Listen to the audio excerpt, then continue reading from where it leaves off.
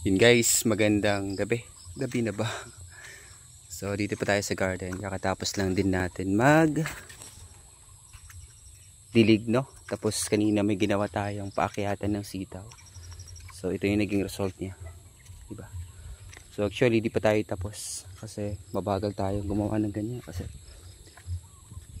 diba? So ito yung lettuce natin update. 3 weeks pa yan. 20 days pa mula ngayon. Maganda na yan. Diyan mga sitaw yan. Lahat yan. Mga sitaw. Then dito lettuce. Diba? So hindi pa siya ganun kalakas eh. Bago-bago lang din yan. Then dito, meron din tayo ditong lettuce. Ganun din. Tapos dito naman meron din tayo dyang bell pepper. So na-pruning din natin yan. Tapos dito eggplant.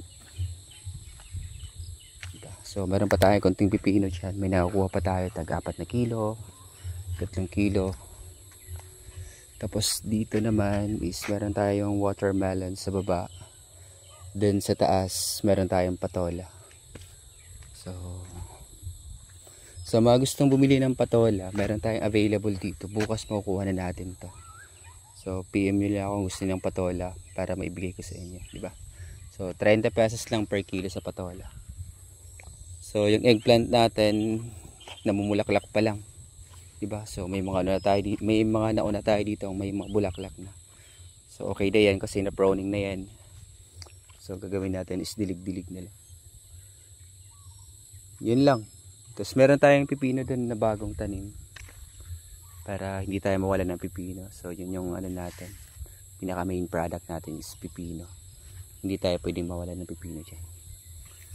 So yun lang, gabi na. So matagalan tayo kasi gumawa tayo ng paakyatan ng sitaw, balayan, di ba, kung tawagan. So yun lang, maraming salamat. Kaya muna tayo ng isang pipino para balik lakas.